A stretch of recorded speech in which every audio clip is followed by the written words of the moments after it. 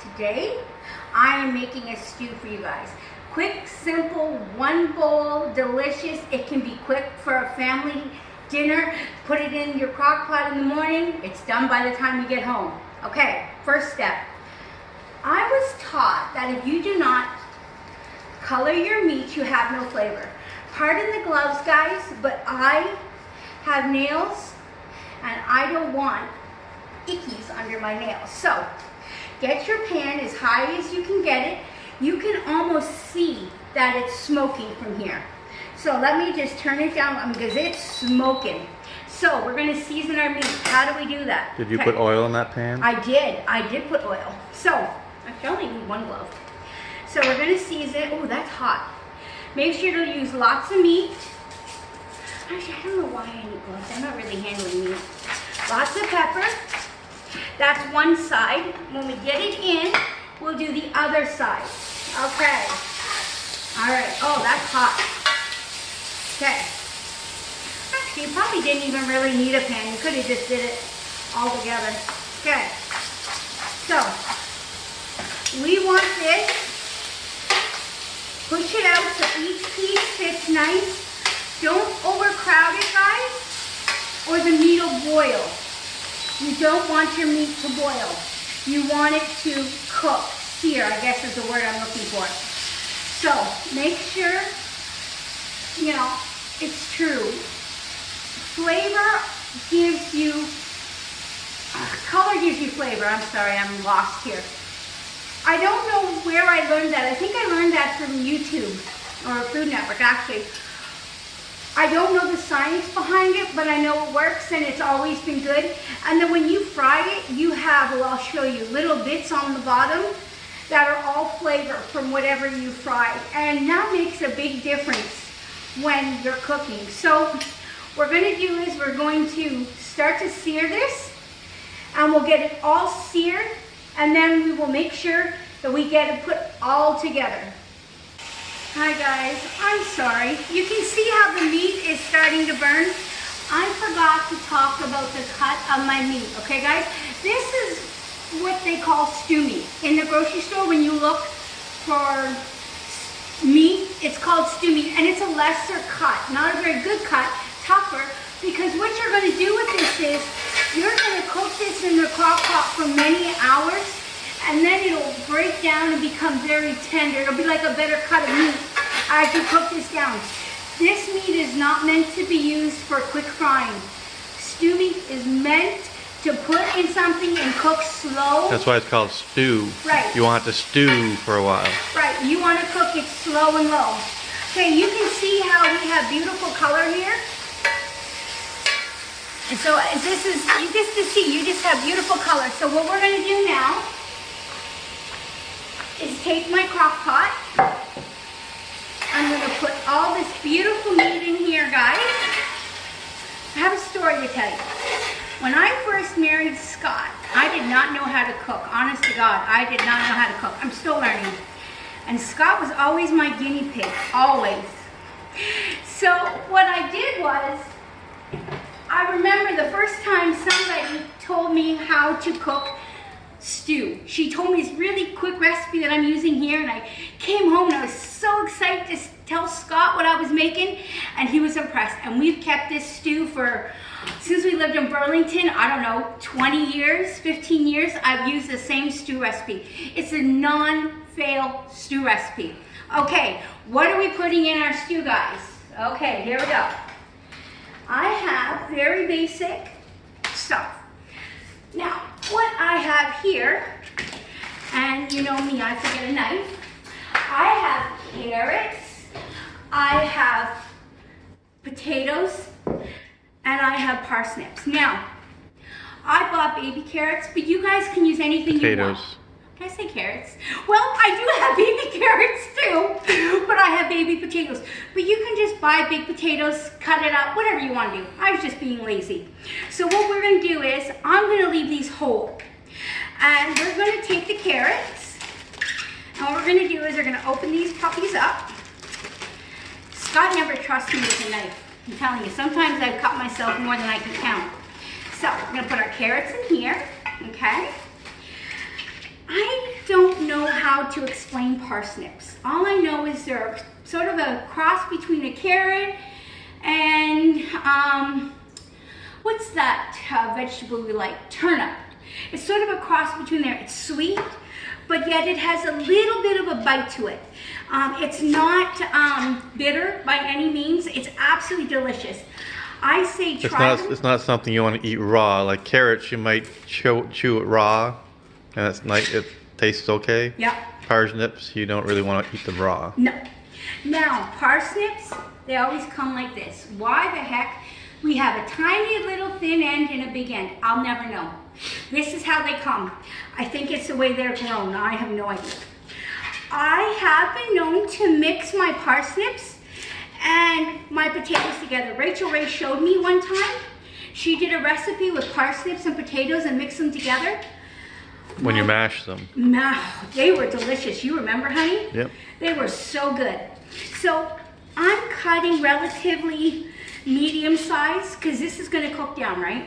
So if you cut things like really too small, it's going to just be mush after it cooks like 5, 6, 7 hours. It's gonna be mush. So make sure to cut on the medium to larger side, and then your vegetables won't disintegrate. Okay guys, so we've got the meat seasoned with salt and pepper. We've got our veggies in here, but now we need more seasoning. Now I promised to make this simple for you guys. So what am I using? Lipton onion soup mix. The beefy onion. This is what I'm using for flavoring. Now, I'm going to show you how I do this. Remember I told you guys, you see all these, Scotty, can you come get all these bits and bobs here? All this is flavor here. So, what I'm also throwing in for flavor is whole garlic. Because Scott loves to eat whole garlic. Now, you can grate this or chop it or whatever you want, but Scott loves to eat whole garlic. So I throw that in for him. Now, we talked about the seasoning. Now, we're going to talk about the liquid. I'm using tomato soup and mushroom soup. When you mix them, they're absolutely delicious. And some kids may say, oh, I don't like mushroom soup. You don't taste the mushroom soup. You just taste the combination of both, and they're delicious. You don't even have to tell your kid there's mushroom soup in here. This is enough liquid because when you cook this, it breaks down, and that gives you plenty of liquid. So what we're going to do with our liquid is, remember I told you it had all these beautiful flavors? I want to pick up those flavors. Now you don't have to, but you know what? They're money. I mean, they're really great quality flavors. So what we're going to do is, we're going to go ahead and put all our tomato soup in there. Whoop, okay. That was a little high. I didn't realize it was so high. So I got our tomato soup. We're going to put in our mushroom soup. You know, it's taken me many years to learn how to cook. And I've followed a lot of recipes over the years, and there's nothing wrong with that. There's nothing wrong with following someone's recipe. And the great thing is you can make it your own if you want. You know, change things, add things, you know, whatever works for you. So, we're now going to throw in our seasoning. I'm using 2 packages. Now, if you're doing a small batch, I only use a regular can. But I'm using like, how much meat am I using? 2 pounds? 2.5 pounds. 2.5 pounds. So I'm using a big soup. I'm using a big soup for the mushroom, the tomato, and I'm using 2 onion packets.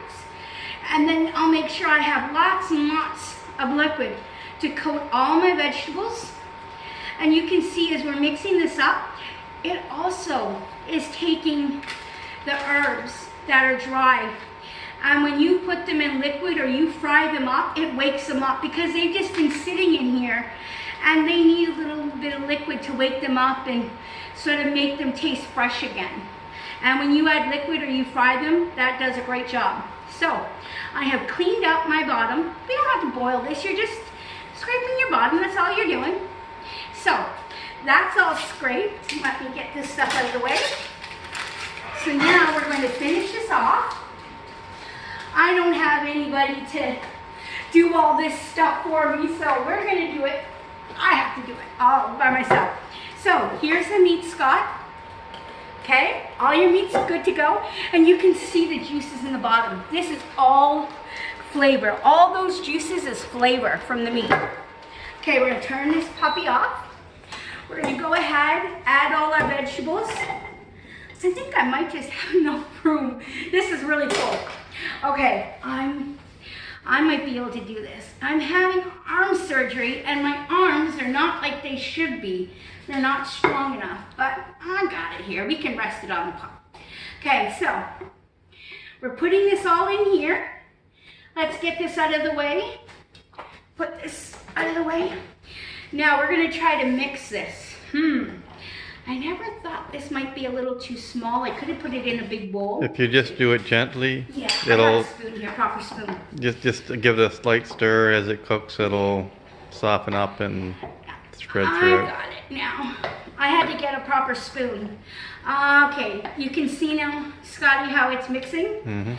Okay, guys, this is mixing. It's getting all coated with your sauce. Once it starts cooking, you can stir it up a bit more too. Yeah, I mean, you can do that. Okay, so we have everything now officially coated. Like I said, this is something that you can put on first thing in the morning before you go to work and let it cook all day. Now, I'm gonna say if you cook it low, cook it maybe 5-6 hours. But you'll know when you stick a fork in and your vegetables are tender, your meat will automatically be cooked because you've already seared it. So the meat will be cooked. So basically, you just want to get your juices flowing. Oh my gosh, that sounded bad. You want your juices to melt and you just want your veggies to get tender. So this is what I'm doing. Okay, so we're going to go to the crock pot. I'm going to set this to go. And I'm going to cook it. Well, I'm going to say 5 hours to start with. So, Do it on low for several hours. many, yes. Again, you can have that recipe. I'm making a head meal, so I want to have 2 meals out of that. So that's why I'm doing such a large batch so I can freeze it. And that's a great thing.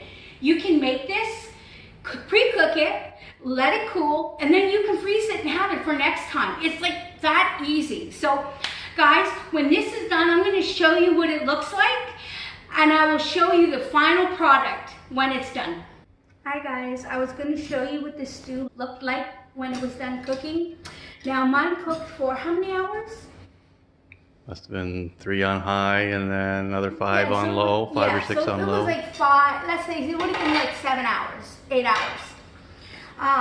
Now this is what it ended up looking like. Remember I told you the tomato soup and the mushroom soup would break down? And you can see how it all broke down. And now you have all this beautiful liquid, your vegetables are cooked.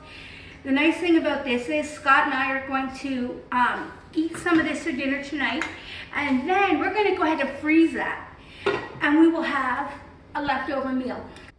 Okay guys, I'm going to encourage you to make this yummy stew. Leave some comments below. I'm going to encourage you to subscribe to Robin's Rockin' Recipes, and I'll come back with you guys with another recipe.